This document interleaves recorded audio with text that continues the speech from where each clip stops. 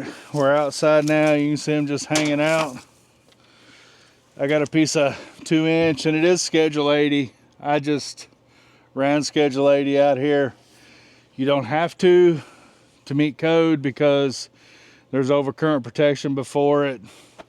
But I had one piece of 2-inch left and it was schedule 80. So that's what we got. So I went ahead and heated it up and curved it down at the bottom, just because if I don't have to add joints, I rather wouldn't. It makes the pushing the wires through easier. Just drug that one across the microphone.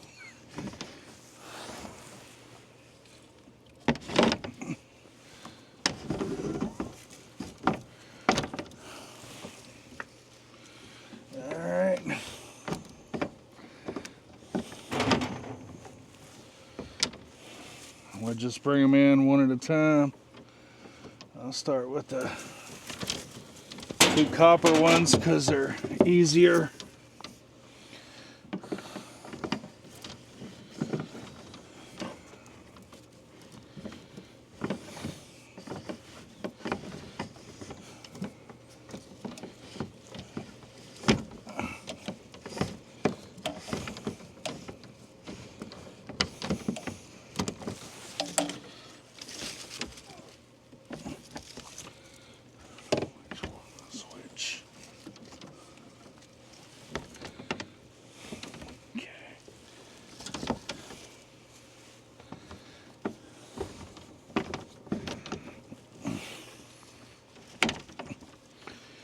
Alright.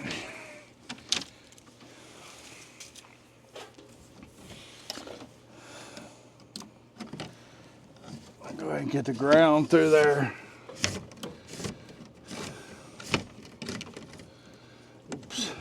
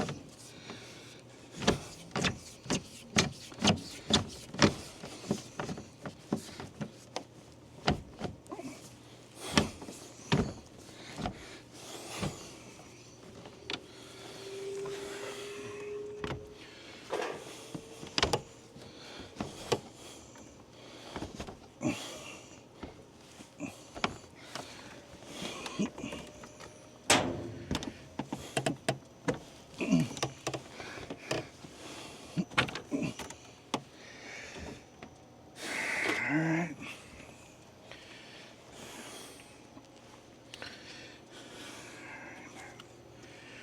I'm going to go ahead and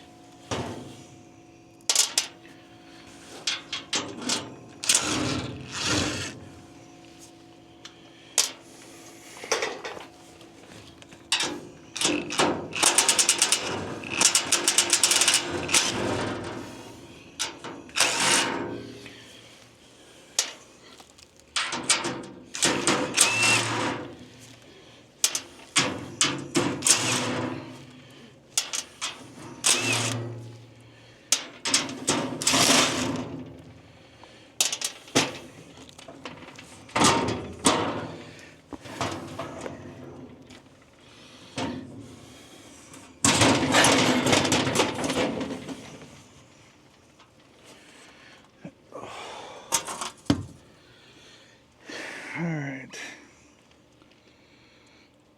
And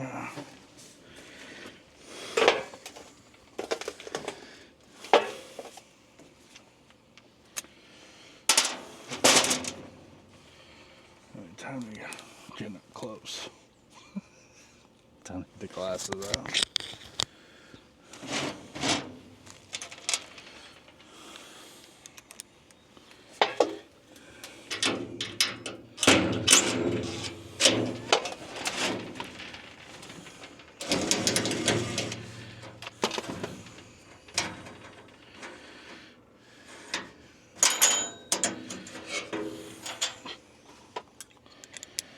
That's the plug they sent with the transformer, because these I got mine used.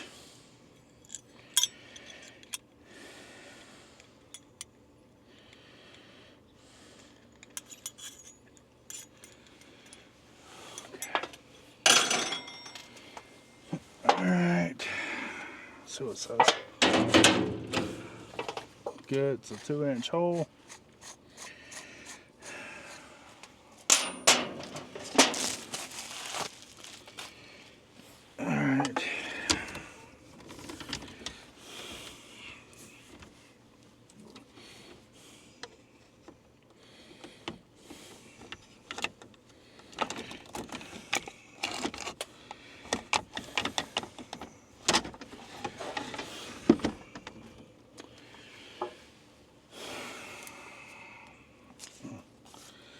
Ran out of gray PVC cement for conduit, so I use blue.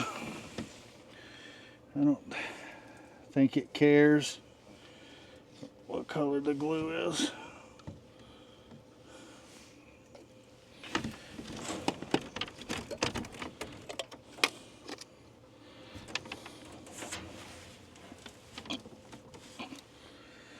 All right. And if I did my measurements correctly, this one should line up.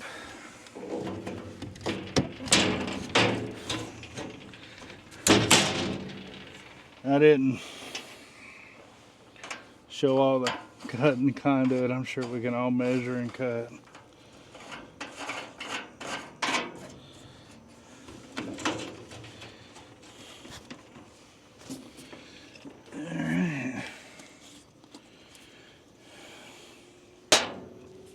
Now,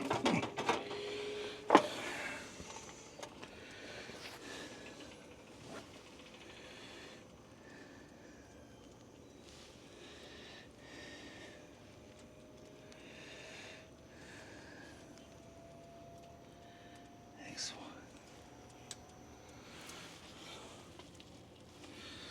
Oh, we got some neighborhood doggos.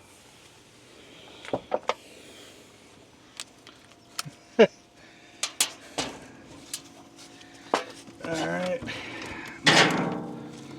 let's get these shoved through.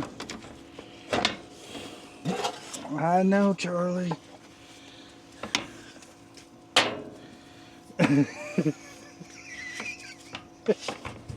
Sorry, guys. Charlie, I know you're happy, ain't you?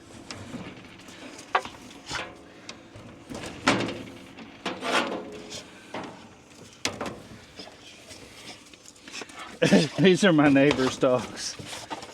Yeah.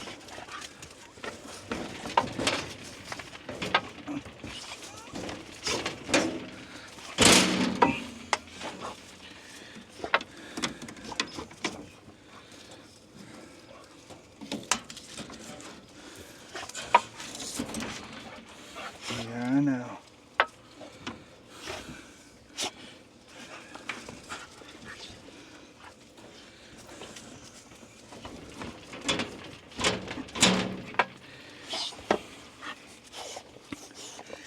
Yes, yes, I know. Watch out now. I gotta get work done.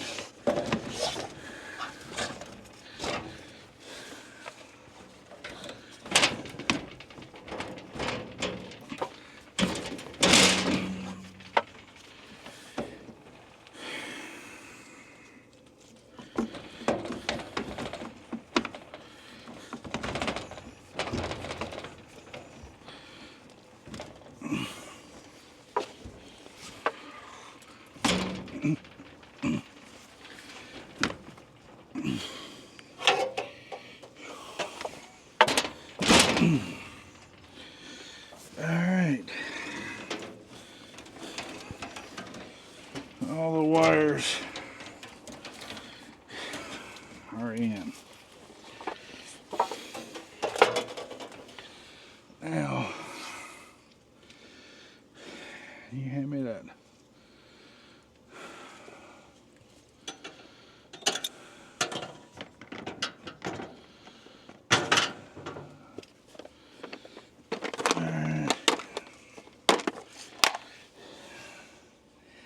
Now I'm going to go ahead and put lugs on these because I don't like just putting a bolt an end on there and tightening it under it.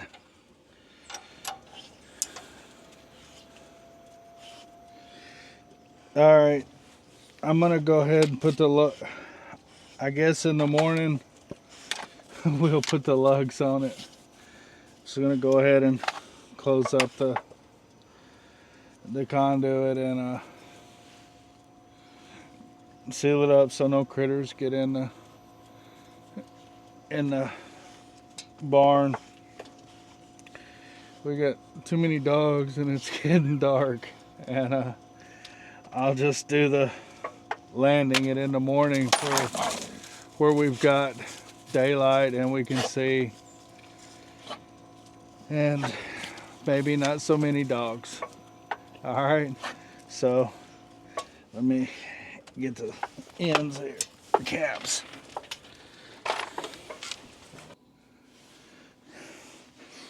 All right, hey, picking up again. The other day it was getting dark, starts snowing, starts sleeting. It was I didn't think anybody would get anything out of that.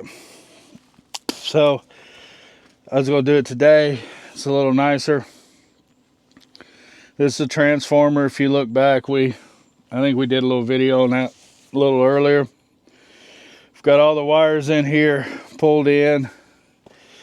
The aluminum ones are going to be the secondary. The two copper ones are going to be the primaries. And I found the drawing on the top on what is what. And the two lowers are the primaries. Okay. And these are your X1 through X4 on the top. Now, what we've done, if you look at the panel, just to run over it real quick, our primary voltage is still 240. Nothing different there. So we're going to go over here to 240 on the primary side, and number 4 goes to H1 and number 3 goes to H2. Okay, so this is H2 going to number 4, and this is H1 going to number 2. Okay, now the secondary, we want to run 240. So all we've got to do is X2 to X3. Okay, so this is X3 and this is X2, and there's a jumper in between them. Okay, that's going to be your neutral. That's tying the two coils together. You got two coils, there's 4 ends of the wire. All we're doing is tying these two ends together, and that's neutral. So when you put your power in here, that's the center point. So there's 0 voltage because these are 180 degrees out of phase. So this is a minus 120, this is a plus 120. Right there is nothing. Okay, it's neutral. So all we gotta do now is wire them up. So these are my two primaries coming from the inverter in there. We've got neutral and line. Doesn't really matter where they go. There's only two. You could put them on either one, either or. It doesn't matter. So I'm gonna get my flathead.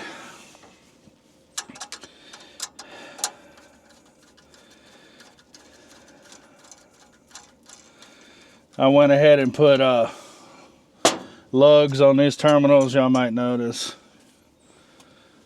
I prefer lugs as opposed to crimping an end on to this wire. And grab a little no locks. Shove her in. Tighten her down.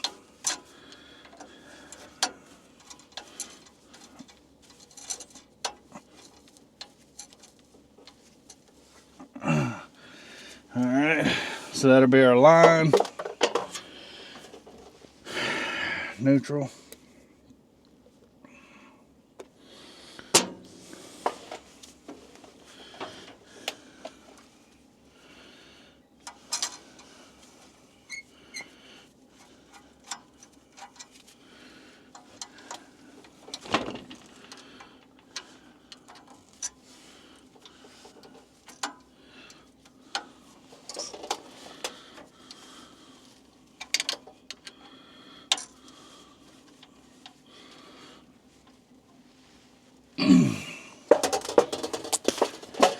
Okay, so there's H1 and H2. Now, I took the liberty of putting a couple of ground lugs down here. This grounding is super important. I've got one number 4 bare that goes out there to the ground rod. That ties the transformer to ground. The other one, we're going to tie the ground from the secondary into it.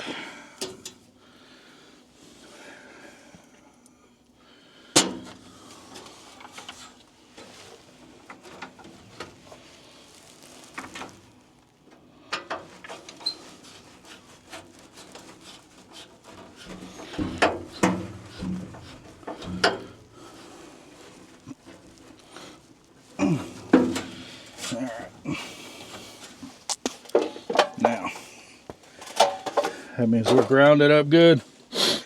Now up here, remember 3 to 2, our jumper, that's our neutral. So we're gonna grab our neutral wire.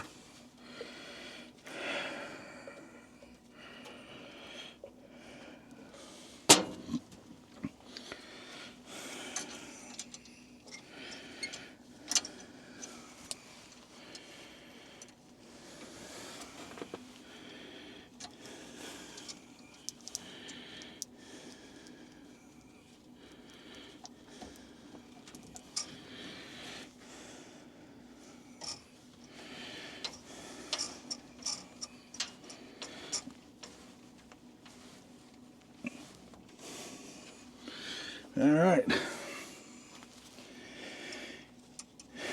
And then H1 and H4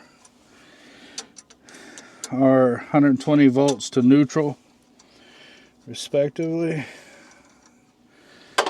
So I'm just gonna land those real quick.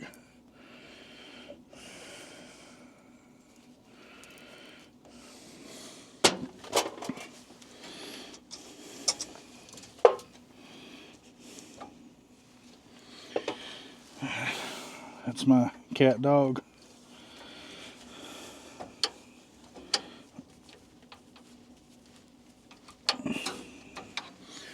All right, one more.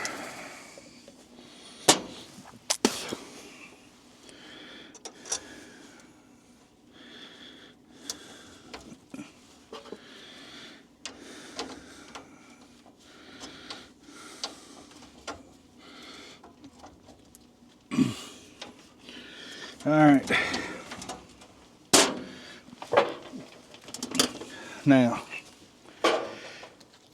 that's it. Now this transformer in our system is going to be doing basically 3 things. It's going to act as an isolation transformer because we're not changing voltage. We're coming in at 240, going out at 240. But what it does is, since those are coming from the inverters, all the inverters ever see is those 2 coils. They don't see motor windings, light bulbs, anything else. They just see a load right there. So it makes it nice and consistent for them. Number 2 is it's going to give us split phase from single phase. The inverters are simply neutral and line.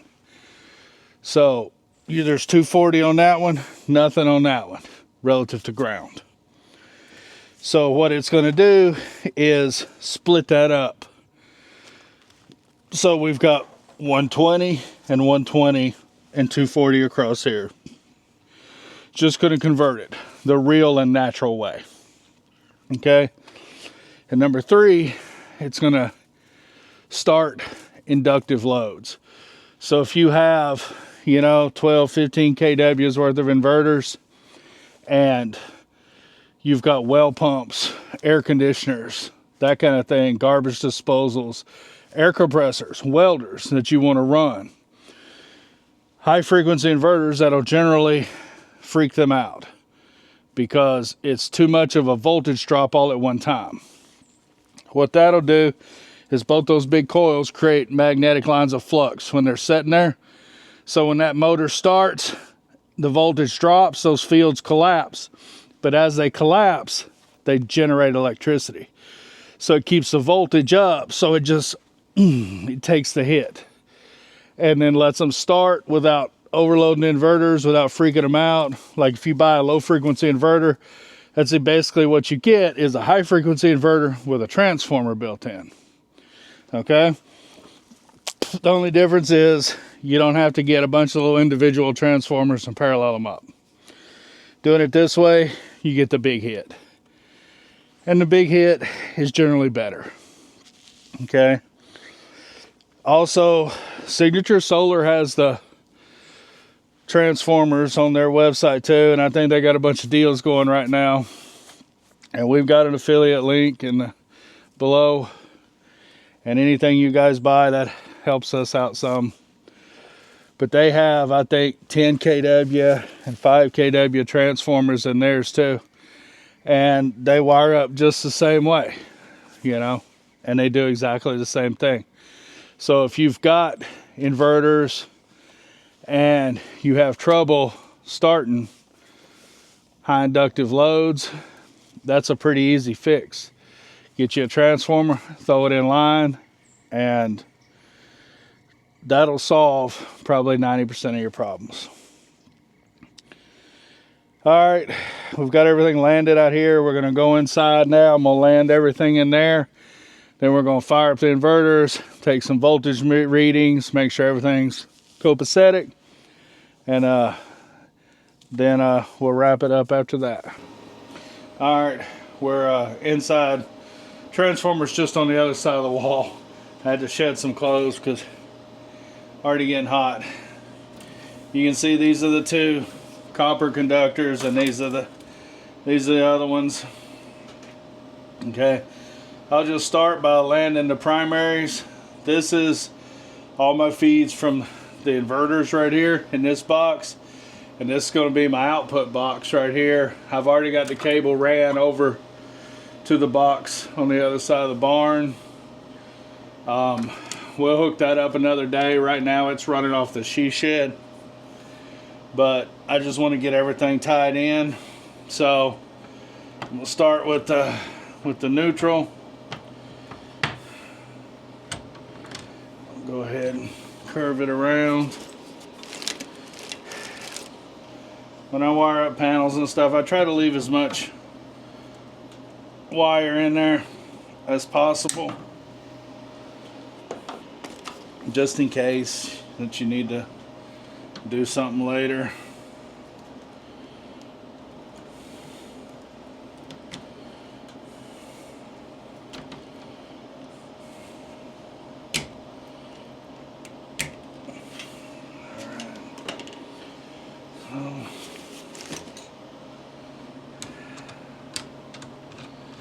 And this is the neutral bus. You notice it's isolated.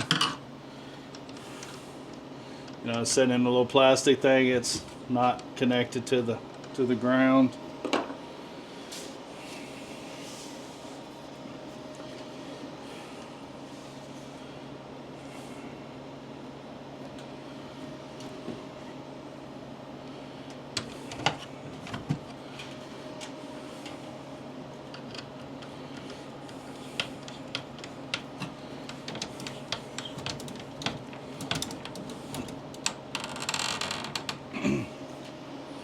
Tighten it till just before it breaks. Now you got your two terminals right here for line 1 and line 2. Of course, we're dealing with inverters which don't really have line 1 and line 2 at the moment. So what we're going to do is tie those together because they're all the same output from the inverters. They're all 240. Now if you just had two inverters, you could just stack them in alternating set and then you'd only have to use one of them. But and I've got the box because I figure at some point I'll probably put a fourth one up there just to have it.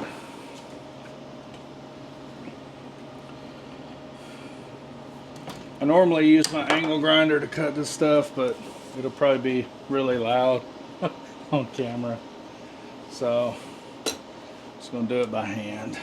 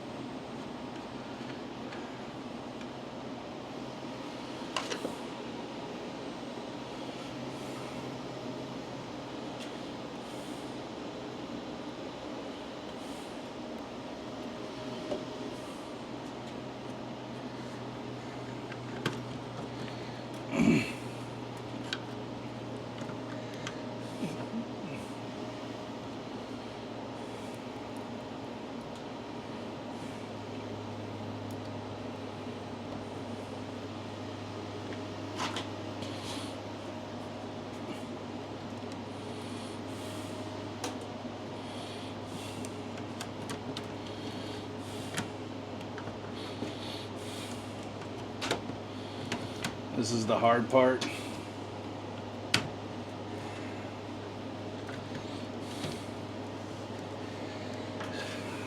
And sometimes it's easier to put it in there and run a screw on in because it'll fan everything out to match the lug. And then when you loosen it up, the other wire will fit in there better.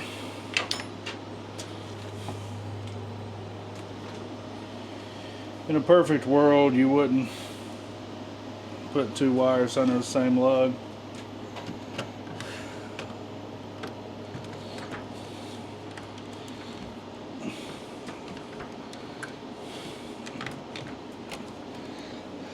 But these lugs are big enough.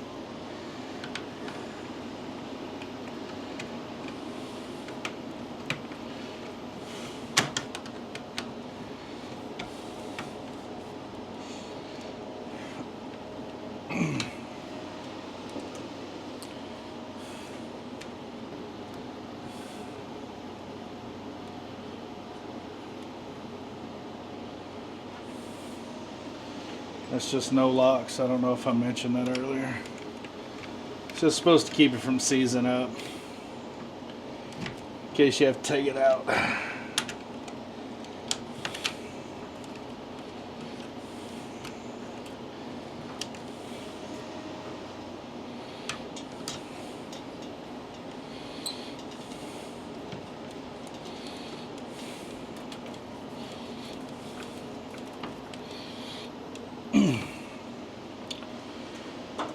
Alright, so we've got neutral going to our neutral bus bar. You see the 3 neutrals from the 3 inverters.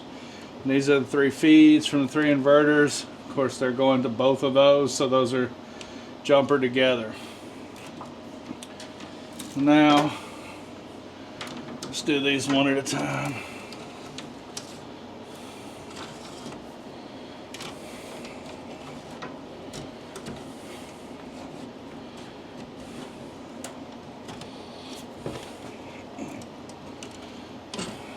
That's our ground.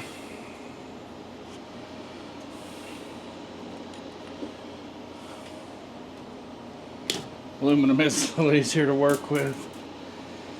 Aluminum, you have to size 2 sizes larger. Some people say 1 size. I prefer 2 simply because you know you won't have any problems if you do that, because it doesn't carry current as well as copper. But pretty much every bus bar, every lug, everything is going to be aluminum in the panels unless you get the really high dollar ones. So it's not really an issue.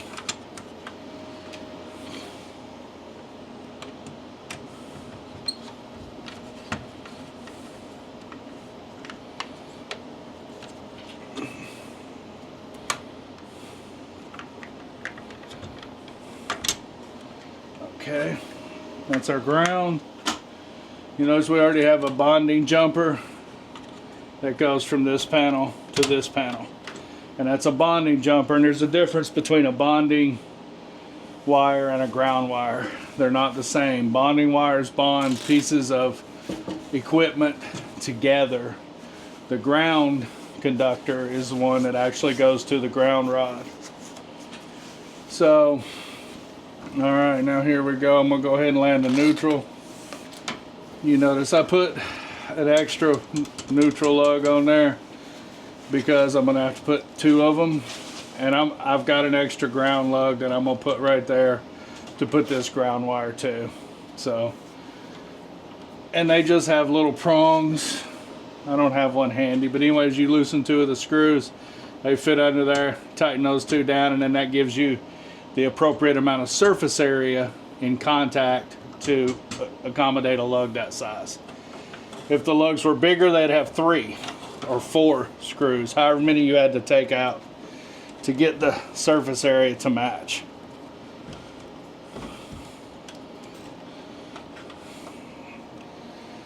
All right, that's our neutral.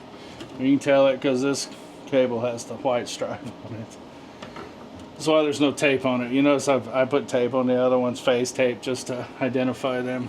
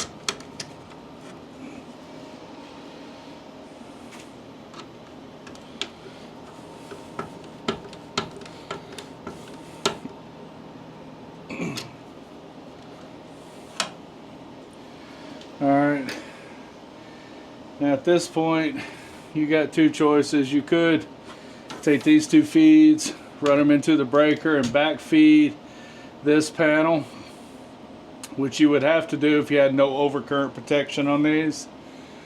Or you can run them into the main lugs and then back feed and then feed out your other panel like regular, which is what I'm going to do, because there is overcurrent protection right here feeding the whole transformer.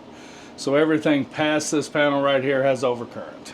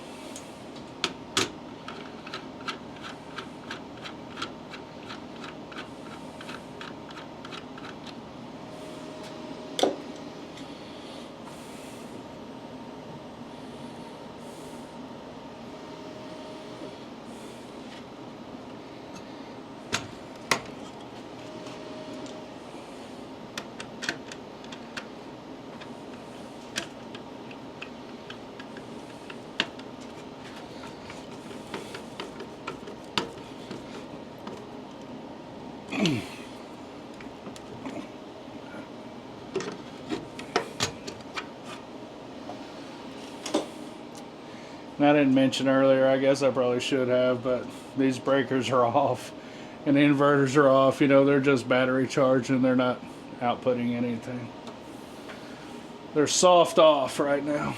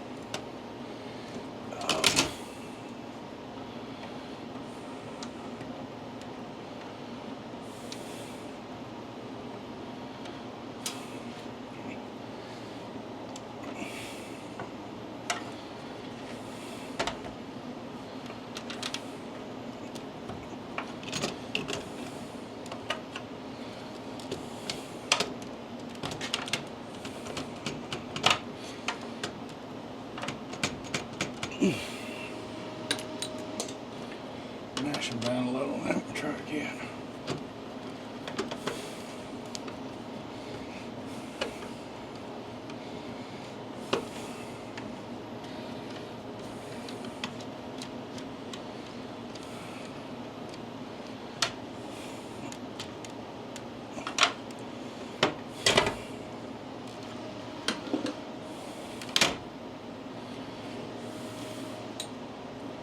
That's the fun part.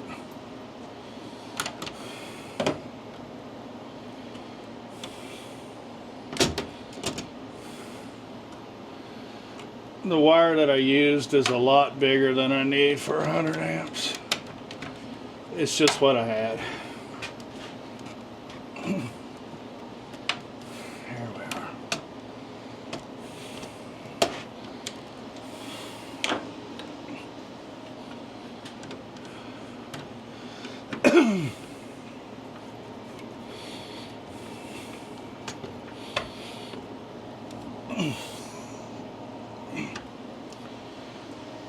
All right.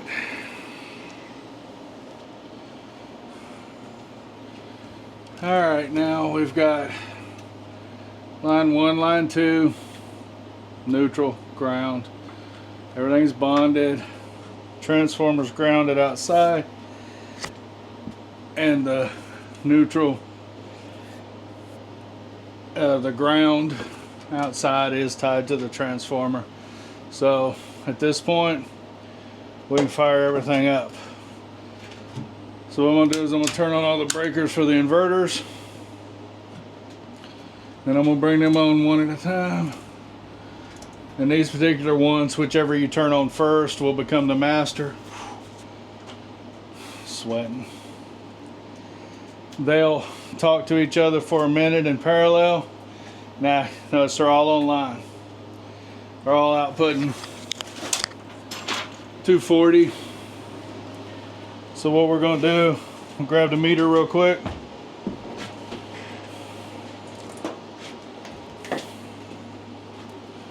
Okay.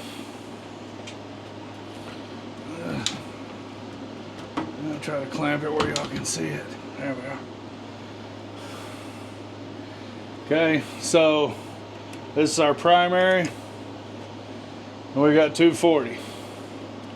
And see, it's the same on either lug because they're just parallel. That's all the feed coming in, and that's because they're European power. You know, 240 on one leg, neutral on the other. But now coming out, because we put that transformer in there, if I go from here to here, I have 120. Okay? And if I go from here to there, I have 120. But if I go across the two legs, I have 240. Okay?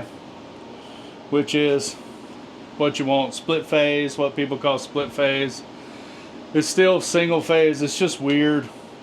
But that is one of the things the transformer does. It'll convert single phase 240 into split phase 240. And gives you all the oomph to kickstart those big inductive loads. And now I can just land these in there, and I can land them on a break on that breaker right there. So that'll protect that line going out to there. And all said and done. And like I said, Signature Solar has transformers too. I think they have up to 11 or 12 kW, which is pretty substantial. Probably take care of most loads that you'd ever run into in a normal house. I mean, I run welders and grinders, and I run a lot of stuff. Probably the average guy doesn't. But that's it. So hopefully that helps. Just gotta go put the cover on it outside so nothing crawls in there. And if y'all got any questions, comments, whatever, just leave them below.